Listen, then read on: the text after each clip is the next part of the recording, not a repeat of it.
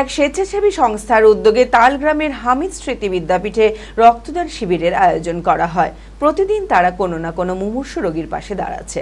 শুধু মুমূর্ষু রোগীর পাশে নয়, তারা সামাজিকভাবে যুবক থেকে শুরু করে সুস্থ সবল মানুষদের কিভাবে রক্তদানে উৎসাহিত করা যায়, তাদের আগিয়ে নিয়ে আসা যায়, তার পরিকল্পনা করে চলছে।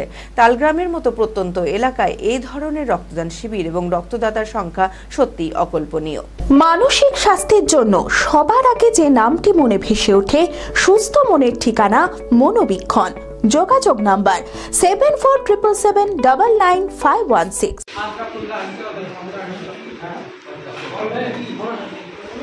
এক স্বেচ্ছাসেবী সংস্থার উদ্যোগে তালগ্রামের হামিদ স্মৃতি বিদ্যাপীঠে রক্তদান শিবিরের আয়োজন করা হয়।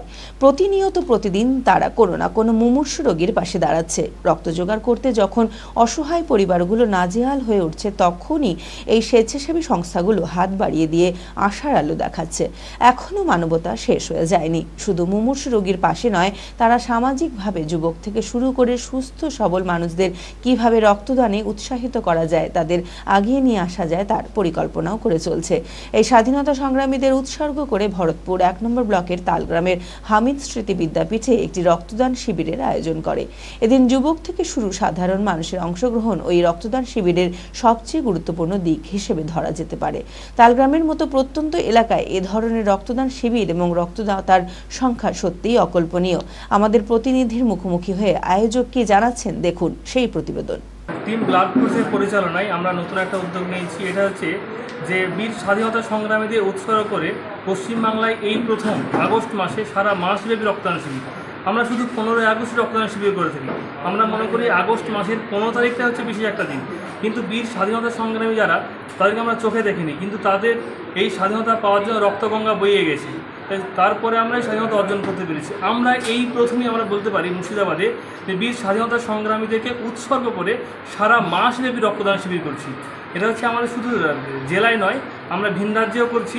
আমাদের কালকে ক্যাম্প হচ্ছে সিদ্ধিরাম হাই স্কুলে, কালকে হচ্ছে আমাদের পানিতে আছে, পরের দিন আছে হায়দ্রাবাদে ক্যাম্প আছে, প্লাস দৌলতাবাদে আছে, শাহপুরে আছে। এরকম করে 31 তারিখ পর্যন্ত আমরা টার্গেট নিয়েছি। আমাদের ব্লাড ফোর্স 31টা রক্তদান শিবির করবে। যুবক যারা আছে তাদেরকে নিয়ে তো কাজটা হচ্ছে। 90% যারা যুবক আছে এখানে যারা রক্তদান করছে, তাদের মধ্যে 70% এরা নতুন রক্তদাতা। তো আমরা চাই যে যুবক সম্প্রদায় যারা আছে তারা এগিয়ে আসছে। তালগ্রামের মতো প্রত্যন্ত এলাকায় রক্তদান শিবির, এটা খুব মহতী উদ্যোগ। আমাদের স্কুলের প্রাক্তন ছাত্রছাত্রীরা এই উদ্যোগে সামিল হয়েছে। আমি এই উদ্যোগকে সাধুবাদ জানাই। চারিদিকে রক্তের হাহাকার, রক্তের খুব অভাব ব্লাড ব্যাঙ্কগুলিতে। সেই রক্তের চাহিদা পূরণ হবে বলে আমি মনে করি। এই রকমভাবে বিভিন্ন রক্তদান শিবির আমাদের প্রত্যন্ত যে এলাকাগুলি আছে সেগুলো ব্লাড ফোর্স যেন রক্তদান শিবির করে, তার জন্য আমি ব্লাড ফোর্স সংস্থার কর্ণধার বা সংস্থার প্রতিনিধিদের অনুরোধ জানাবো। আমি আমার ফেভারিট, আমার মতো আর কেউ। চঞ্চলতা তার কথায় কথায় জীবনে মিশে রঙ ভরায়, চুপি সারে মনে সে সাদে সবাইকে পাগল করে। আমারই মতো আমার নিচের পতাকা।